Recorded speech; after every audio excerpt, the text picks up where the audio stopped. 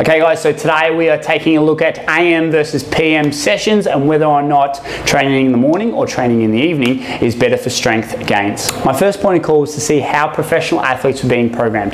The first study I found was the influence of time of day on core temperature and lower body output in elite rugby sevens players. Why temperature is important is because of a thing called the force velocity curve.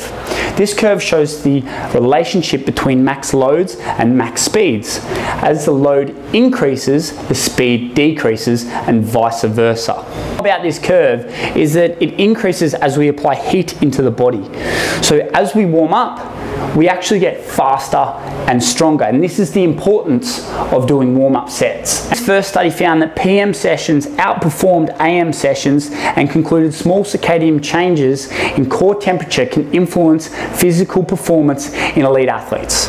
Coaches should seek to use strategies which may raise morning body temperatures in order to offset the circadian low in the morning.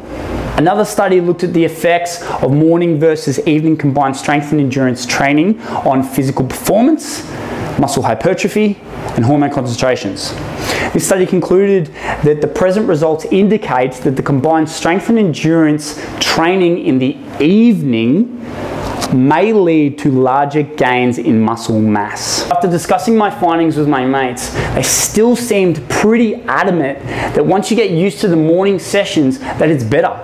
So I looked at the effects of training at the same time of day every day. The study I looked at was the effects of strength training at the same time of day on the diurnal fluctuations of muscular anaerobic performances.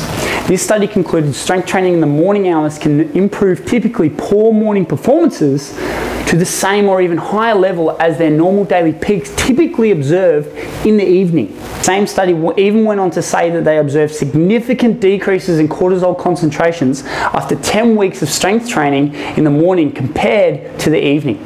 My next train of thought was to do with hydration levels first thing in the morning and if this would be a problem. Nutrition wasn't so much of a worry as we hold about 5 kilograms worth of stored glucose throughout our body. So provided that we had a big dinner the night before and potentially something first thing in the morning like a banana, we should be fine in the nutrition area. I then found a study on the effects of dehydration and rehydration on the 1 repetition max bench press of weight trained males. This study concluded passive dehydration resulting in approximately 1.5% loss of body mass adversely affects bench press 1RM performances.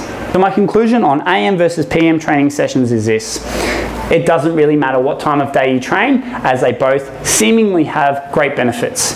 If you do want to make the change from PM sessions to AM sessions, then I suggest you give yourself roughly about 10 weeks to adjust. If you are also training first thing in the morning, I suggest you consume 1.5% of your total body mass in water, and also if you are consuming pre-workout drinks, then I suggest you drink the same amount of milliliters in water as the caffeine content within that pre-workout drink.